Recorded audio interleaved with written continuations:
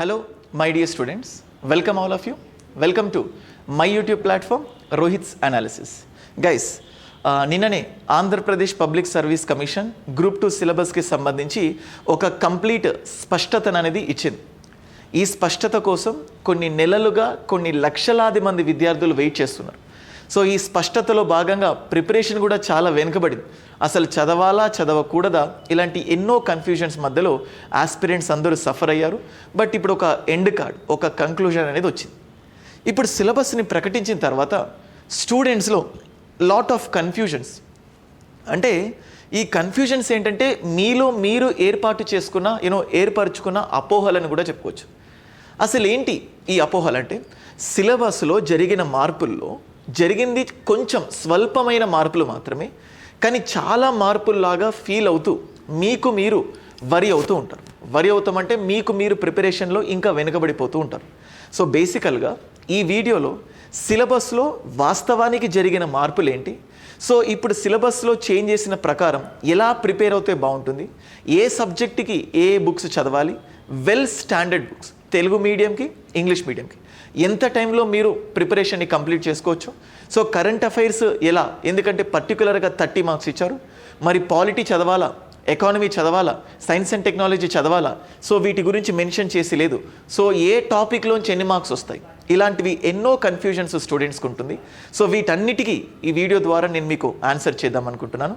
First of all guys, ఎవరైతే యూట్యూబ్కి ఇప్పుడే ఈ ప్లాట్ఫామ్కి వచ్చారో, సో రోహిత్స్ అనాలిసిస్ ఈ ఛానల్కి సబ్స్క్రైబ్ చేసుకోండి. అండ్ రోహిత్స్ అనాలిసిస్ అని స్పెషల్ పర్టికులర్గా నా ఓన్ అప్లికేషన్ ఉంది. కింద డిస్క్రిప్షన్లో యాప్ యొక్క లింక్ పెడతాను. నా ఈ అప్లికేషన్లో ఏపీపీఎస్సికి సంబంధించిన ఫుల్ లెంత్ కోర్స్, అంటే మీకు ప్రిలిమినరీకి తగ్గట్టు హై ఎండ్, అంటే ఏదైతే కొత్తగా సిలబస్ యాడ్ అయిన సిలబస్తో పాటు క్లియర్ కట్గా ఫుల్ లెంత్ వీడియోస్ మీకు ప్రొవైడ్ చేయడం జరుగుతుంది. అండ్ అదే కాస్ట్కి ప్రిలిమినరీ కంటెంట్, మెయిన్స్ కంటెంట్ కూడా ఇవ్వడం జరుగుతుంది. Individual and also full length courses including test series. And guys, మళ్ళీ చెప్తున్నాను, జస్ట్ ఒక కొన్ని రోజుల్లో ఏపీపీఎస్సి గ్రూప్ 2కి సంబంధించిన టెస్ట్ సిరీస్ని కూడా లాంచ్ చేయబోతున్నాను. దానికి సంబంధించి కూడా క్లియర్ కట్ వీడియో మీకు చేస్తాను. బట్ ఈ వీడియోలో మీ అపోహలన్నింటినీ దూరం చేయడానికి కొన్ని పాయింట్స్ చెప్పాలనుకుంటున్నాను. So that's it. అందుకే ఇప్పటివరకు ఇంకా ఎవరైతే డౌన్లోడ్ చేసుకోలేదో అప్లికేషన్ని ప్లే స్టోర్ నుంచి డౌన్లోడ్ చేసుకోవచ్చు. So before going to the video, so first of all స్టూడెంట్స్లో ఉంటున్న భావోద్వేగాలు, అంటే ఈ రిలీజ్ అయిపోయిన తర్వాత ఎవరైతే బిగినర్స్ ఉన్నారో ఇంకా ప్రిపరేషన్ స్టార్ట్ చేయలేదు, సో స్టార్ట్ చేయలేని వాళ్ళందరికీ కూడా ఒక డౌట్ ఏంటంటే, అంటే ఒక హ్యాపీనెస్ చెప్పాలంటే, ఎలాగో ప్రిపేర్ అవ్వలేదు, సిలబస్ చేంజ్ అయింది, సో అందరూ కొత్తగా ప్రిపేర్ అవ్వాలి, మేము కూడా కొత్తగా ప్రిపేర్ అవ్వాలి అని ఒక కైండ్ ఆఫ్ హ్యాపీనెస్, ఫైన్ అనుకున్నట్టే.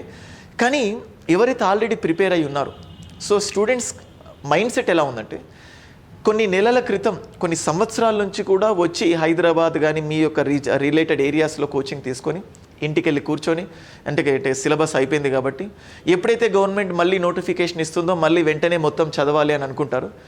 కానీ నోటిఫికేషన్ కంటే ముందు నిన్న సిలబస్లో చేంజ్ అయిన నోటీస్ వల్ల షాక్కి గురయ్యే వాళ్ళు ఉన్నారు. షాక్ ఏంటంటే మీకు మీరు చాలా చేంజ్ అయింది అనుకుంటున్నారు. సో బేసికల్గా ఫస్ట్ ఆఫ్ ఆల్ చేంజెస్కి సంబంధించి ఒక స్మాల్ మీకు సమ్మరీ మీకు చెప్పాలనుకుంటున్నాను. చేంజెస్కి సంబంధించి చూస్తే, సో అంతకుముందు కూడా మనకు స్క్రీనింగ్ టెస్ట్ అనేది ఉంది. సో అంతకుముందు స్క్రీనింగ్ టెస్ట్కి 150 మార్క్స్, మీరు దాని ప్రకారం ప్రిపేర్ అవుతే, ఎగ్జాక్ట్గా ఇంతకుముందు ఉన్న సిలబస్ ప్రకారం ప్రిపేర్ అవుతే, మీరు కొత్తగా చదవాల్సింది కేవలం ancient history. Okay, so ancient హిస్టరీని కొత్తగా చదువుతారు, ప్రాచీన భారతదేశ చరిత్ర, అండ్ అలాగే మెడీవల్ హిస్టరీని మళ్ళీ కొత్తగా చదువుతారు, అండ్ అలాగే సొసైటీని కొత్తగా చదువుతారు. That's it. ఈ 3 పాయింట్స్ మాత్రమే కొత్తగా యాడ్ అయ్యాయి. మిగతావంతా కూడా మీరు ప్రిపేర్ అయినటువంటి సబ్జెక్టే. ఇంకా చెప్పాలంటే ఎవరైతే గ్రూప్ 1కి ప్రిపేర్ అయ్యారో వాళ్ళు ఆల్రెడీ ఏన్షియంట్ మెడీవల్ సొసైటీ పైన ఒక అవగాహన కలిగి ఉంటారు. సో బేసికల్గా పెద్దగా భయపడకుండా దీన్ని సింప్లిఫైగా ముందుకెళ్ళొచ్చు.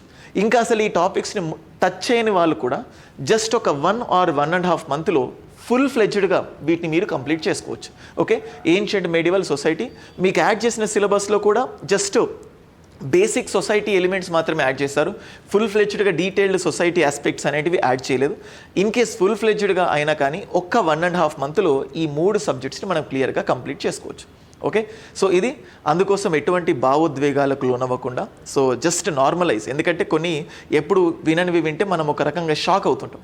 ఎందుకంటే ఇదేం నా ఓన్గా చెప్పట్లేదు, నాకు కొన్ని వందలు కాల్స్ వచ్చాయి నిన్నటి నుంచి. సార్ చేంజ్ అయింది, మాకు కొత్త సిలబస్. అంటే ఈవెన్ నా కోర్సులో కూడా ఆల్రెడీ ఫుల్ లెంత్ కోర్స్ తీసుకున్న వాళ్ళు సార్ సొసైటీ యాడ్ అవుతుందా, లేకపోతే చేంజ్ అయిన సిలబస్ యాడ్ అవుతుందా, ఇలాంటి ఎన్నో క్వశ్చన్స్ అడిగారు. చేంజ్ అయిన సిలబస్ ప్రకారం ఆల్రెడీ తీసుకున్న కోర్సెస్ వాళ్ళకు ఫ్రీ ఆఫ్ కాస్ట్లోనే మేము మీకు అవైలబుల్ చేస్తాం, అంటే అందుబాటులో ఉంచుతాను. సో నెక్స్ట్ మనం డిస్కస్ చేయాల్సిన ఇంకొక పాయింట్ గైస్ చూడండి.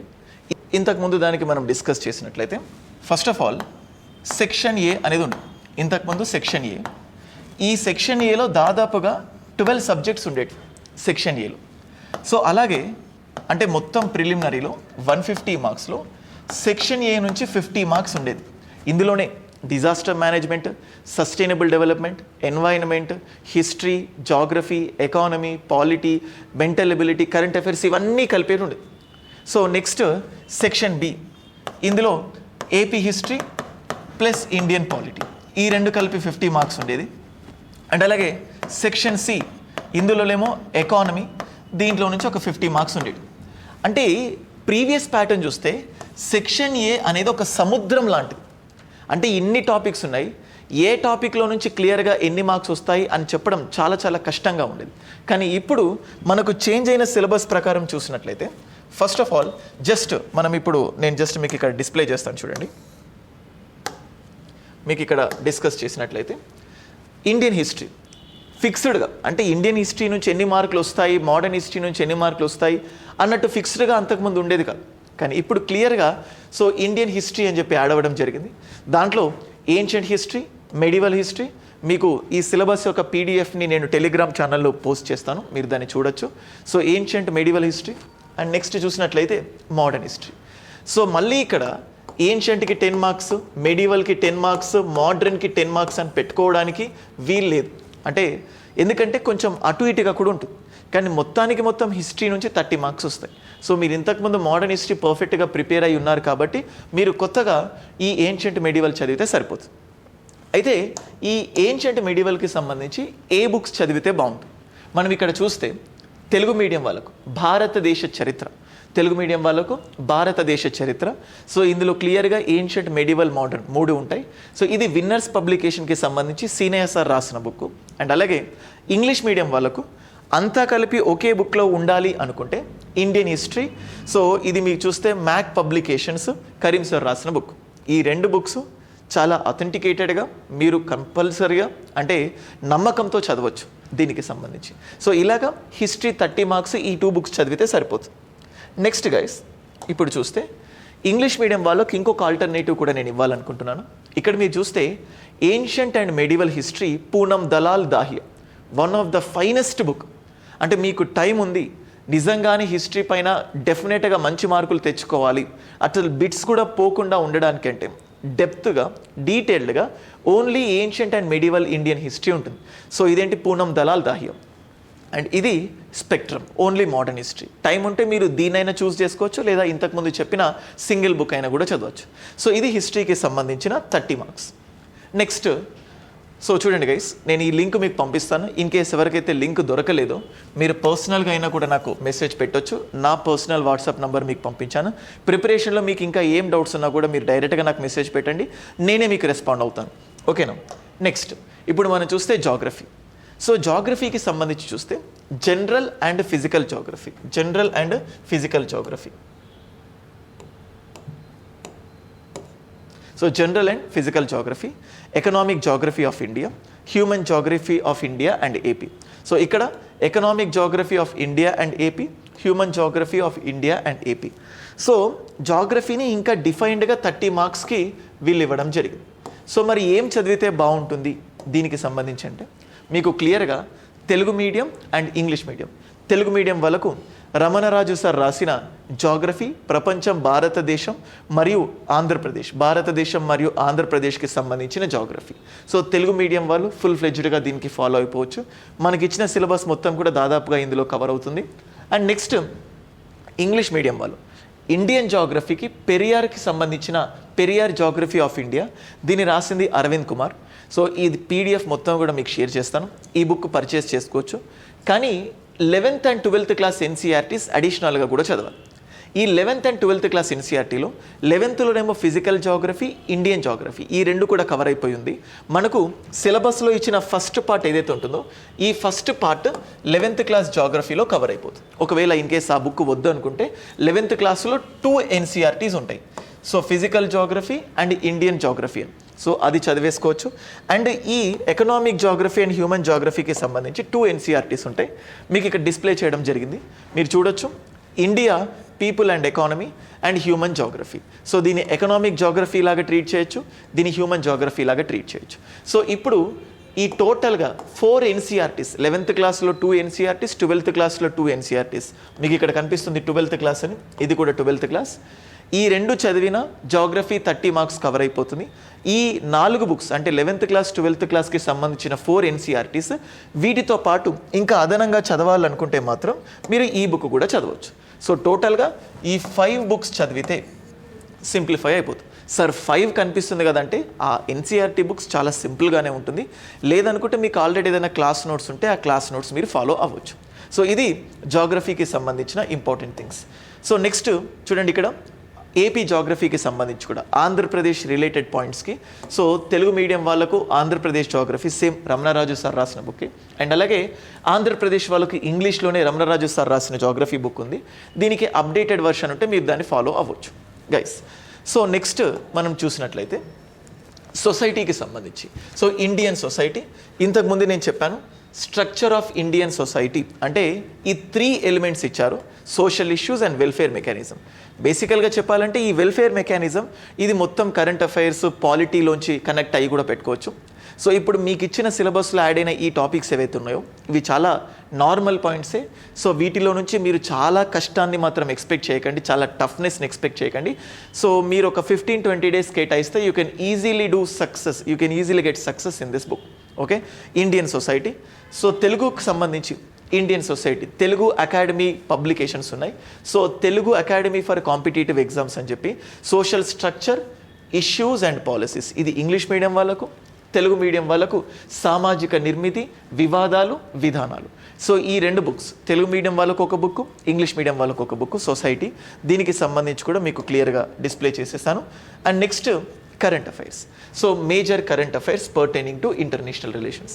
సో కరెంట్ అఫైర్స్కి మీరు డైలీ జీకే టుడే అయినా ఫాలో అవ్వచ్చు, అఫైర్స్ క్లౌడ్ అయినా ఫాలో కావచ్చు, లేకపోతే జాగరణ్ జోష్ అయినా కూడా ఫాలో కావచ్చు, లేదా ఏదైనా మంత్లీ మ్యాగజైన్ మీకు అందుబాటులో ఉంటే దాన్ని ఫాలో అవ్వచ్చు. ఇది మాత్రమే కాకుండా రెగ్యులర్గా నేను టెలిగ్రామ్లో ఇంగ్లీష్ మీడియం కరెంట్ అఫైర్స్ని పోస్ట్ చేస్తూ ఉంటాను. మీరు దానికి కూడా రెగ్యులర్గా ఫాలో అయిపోయినా కూడా అప్ టు ద మార్క్ మీకు కరెంట్ అఫైర్స్లో బెనిఫిట్ అవుతుంది.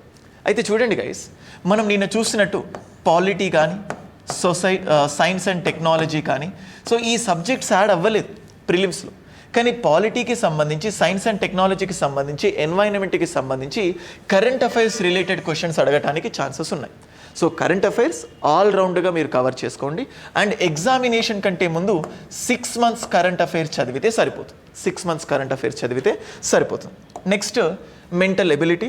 సో చాలామంది ఈ మెంటల్ ఎబిలిటీకి సంబంధించి ఎంతోమంది ఎస్ఐ, పీసీ, సో గ్రూప్ 4 ఈ కోచింగ్ తీసుకొనే ఉంటారు, బ్యాంకింగ్ కోచింగ్ కూడా, ఎస్ఎస్సి కోచింగ్ కూడా. సో మీకు ఆల్రెడీ ఏదైనా హ్యాండ్ రిటెన్ నోట్స్ ఉన్నా కానీ, లేకపోతే అగర్వాల్ అగర్వాల్ బుక్స్ ఉంటాయి కదా, చాలా వరకు ఫాలో అవుతూ ఉంటారు. సో ఏ బుక్ అయినా కూడా మీ ఫ్యాకల్టీస్ చెప్పిన బుక్ అయినా కానీ ఏ బుక్ ఫాలో అయినా కూడా సరిపోతుంది. అందుకోసం నేను మెంటల్ ఎబిలిటీకి సంబంధించి పర్టికులర్గా ఏమీ డిస్ప్లే చేయలేదు. అండ్ స్టూడెంట్స్కి ఉన్న ఇంకొక అనదర్ ఇంపార్టెంట్ థింగ్ ఏంటంటే టైం. సార్ టైం అనేది ఎంత టైం ఉండొచ్చు, ఎగ్జామ్ ఎప్పుడు ఉండొచ్చు, సరిపోతుందా? సో గైస్, సిలబస్ చేంజ్ అయింది కాబట్టి సిలబస్ చేంజ్ అయిన దాన్ని స్టూడెంట్స్ చదవడానికి సరిపడ టైం గవర్నమెంట్ తప్పకుండా ఇస్తుంది. కానీ గవర్నమెంట్ యొక్క టైం కోసం వెయిట్ చేయకుండా మీ ప్రిపరేషన్ని వీలైనంత త్వరగా స్టార్ట్ చేసేయండి. So then definitely you can get some good achievement. So టైంతో పని లేకుండా చదువుకోండి. సో జస్ట్ ఒక 4 to 5 months డెడికేటెడ్గా చదివితే even for the beginners you can get the success. బిగినర్స్కి కూడా సక్సెస్ వస్తుంది. అండ్ గైస్, ప్రిపరేషన్తో పాటు ప్రతి దానికి సంబంధించిన టెస్ట్ సిరీస్ని రోహిత్స్ అనాలిసిస్ అప్లికేషన్లో లాంచ్ చేయడం జరుగుతుంది. ఈ టెస్ట్ సిరీస్ 25 టెస్ట్ సిరీస్ ఉంటాయి, 25 టెస్ట్స్ ఉంటాయి ఇండివిజువల్గా అండ్ ఆల్సో ఫుల్ లెంత్ టెస్ట్ని. వీటన్నిటికీ సంబంధించి కూడా వీడియో టెస్ట్ సిరీస్కి సంబంధించి డీటెయిల్డ్గా మళ్ళీ ఇంకొక వీడియో చేస్తాను. So that's it guys. So ఈ వీడియోలో కొత్తగా మీరు చదవబోతుంది, సో మీరు చదవాల్సిన దానికి సంబంధించిన స్టాండర్డ్ బుక్స్, సో దేనికి కరెంట్ అఫైర్స్కి అప్రోచ్ ఏంటి, దేనికి ఏ అప్రోచో క్లియర్గా చెప్పాను.